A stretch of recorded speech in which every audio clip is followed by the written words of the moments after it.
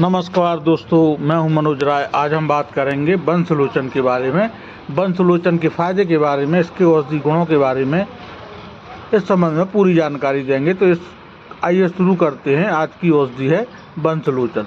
वंशलोचन या तवासीर कई तरह के स्वास्थ्य फायदे देता है। वंशलोचन में कैल्शियम की मात्रा ज़्यादा होती है, जिससे हड्डियां मजबूत होती हैं। यह बढ़ती उम्र में होने वाले जोड़ों के दर्द, गठिया और ऑस्टियो आर्थराइटिस जैसी समस्याओं में फायदेमंद है।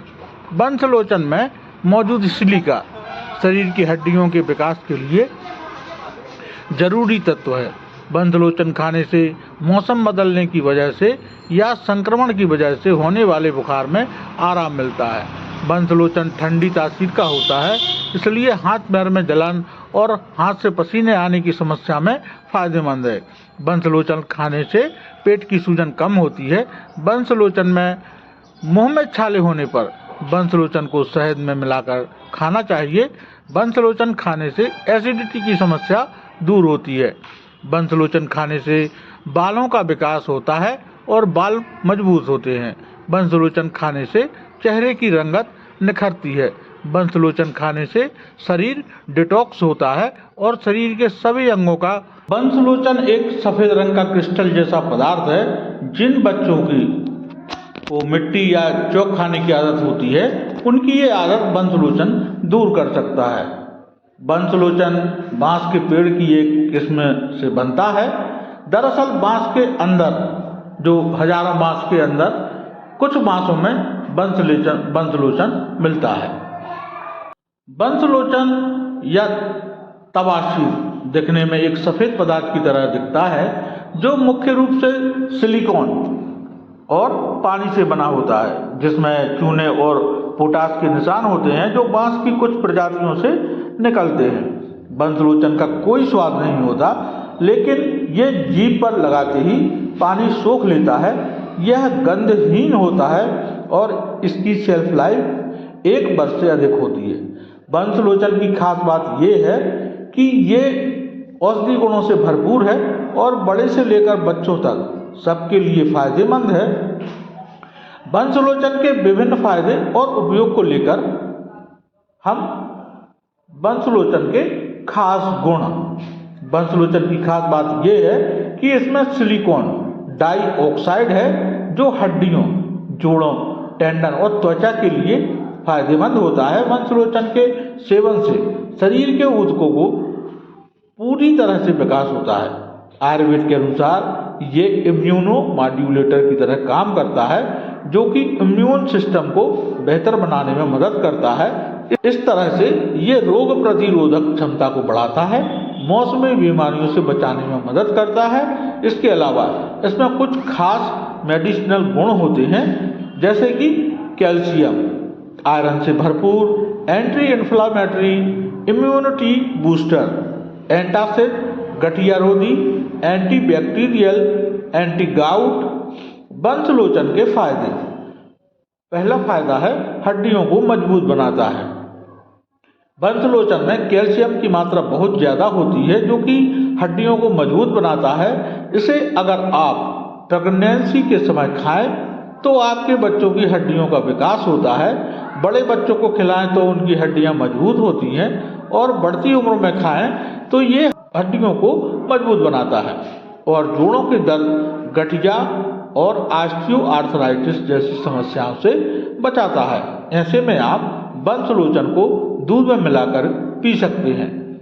दूसरा फायदा है पित्त शांत करता है। वंशलोचन ठंडी तासीर वाला होता है, इसलिए जिन लोगों को हाथ पैर में जलन और हाथ से पसीना निकलने की परेशानी होती है, उनके लिए भी वंशलोचन का सेवन फायदेमंद है।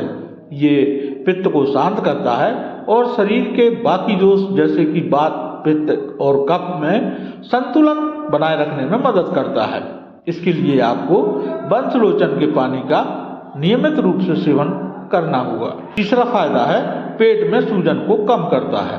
पेट में सूजन के पीछे कई कारण हो सकते हैं, जैसे कि पेप्टिक अल्सर, अल्सरेटिव कोलाइटिस और क्रोहन रोग आदि। इन सब में पेट का स्तर प्रभावित होने लगता है और पेट में सूजन आ जाती है, ऐसे में मुलेठी के साथ वंशलोचन लेने से आपको फायदा मिल सकता है। मुंह के छालों को दूर करता है। जिन लोगों को मुंह में छाले की समस्या है, हर दिन हो जाती है, तो उन्हें वंशलोचन को शहद में मिलाकर इसका सेवन करना चाहिए। दरअसल मुंह के छाले पेट की गर्मी बढ़ जाने के कारण होने लगती हैं।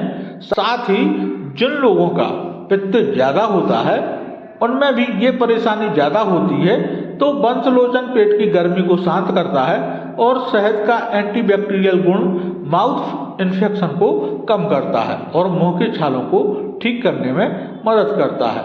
पांचवा फायदा है, शरीर को डिटॉक्स करता है। वंशलोचन शरीर को डिटॉक्स करता है और शरीर के सभी अंगों के काम काज को बेहतर बनाने में मदद करता है। ये शरीर के विषाक्त पदार्थों को दूर करता है और आंतों की सफाई में मददगार होता है। इसके अलावा वंशलोचन मेटाबॉलिज्म को तेज करने में भी मददगार है, जो कि खाने पीने के इन्फेक्शन का सही करने में मदद करता है। छठवां फायदा है, बालों के विकास में मददगार। वंशलोचन बालों के विकास को प्रोत्साहित करता है और बालों को मजबूत करता है। यह प्रभाव इसमें प्राकृतिक सिलिका सामग्री के कारण होता है। इसमें मौजूद सिलिका बालों को पतला होने और बालों को झड़ने से रोकता है। इसका रेगुलर सेवन करने से स्कैल्प में ब्लड सर्कुलेशन सही रहता है और बालों की जड़ें मजबूत रहती हैं और बाल तेजी से बढ़ते हैं। एसिडिटी की समस्या को दूर करता है। एसिडिटी पेट में ज़्यादा एसिड प्रोडक्शन होने की वजह से होता है। ऐसे में वंशलोचन आपकी काफ़ी मदद कर सकता है। सुबह खाली पेट वंशलोचन का सेवन करने से एसिडिटी की समस्या को कम किया जा सकता है। साथ ही जिन लोगों को कब्ज की दिक्कत होती है, उन लोगों के लिए भी वंशलोचन बहुत फायदेमंद होता है। आठवां फायदा है, बच्चों में मिट्टी खाने की आदत को दूर करता है। बच्चों को मिट्टी खाने की आदत होती है और आसानी से जाती नहीं है। ऐसे में इस आदत को दूर करने में वंशलोचन आपकी मदद कर सकता है। ऐसे में वंशलोचन को पीस लें और शहद में मिलाकर इसकी गोलियां बनाकर बच्चों को दें। इससे बच्चों में कैल्शियम की कमी दूर हो जाएगी और मिट्टी खाने की उनकी आदत ही चली जाएगी। नौवां फायदा है, महिलाओं के लिए फायदेमंद। वंशलोचन महिलाओं के लिए बहुत फायदेमंद है।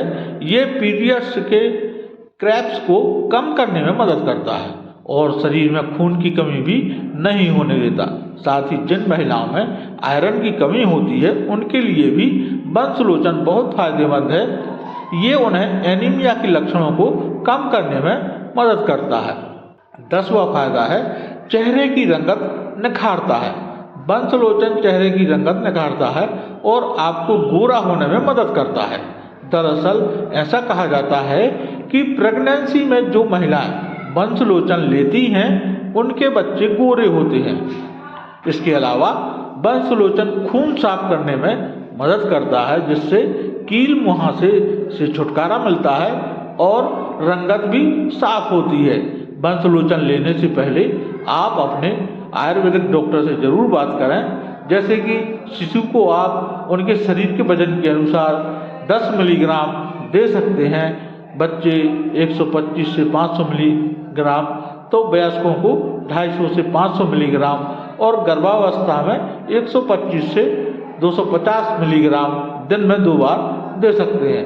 पर अगर आप कोई रेगुलर दवा ले रहे हैं तो अपने डॉक्टर से ज़रूर इसको पूछकर ही इसका सेवन करें। तो आज के लिए इतना ही। मिलते हैं अगले वीडियो में नई जानकारी के साथ। तब तक के लिए बहुत बहुत धन्यवाद। नमस्कार दोस्तों।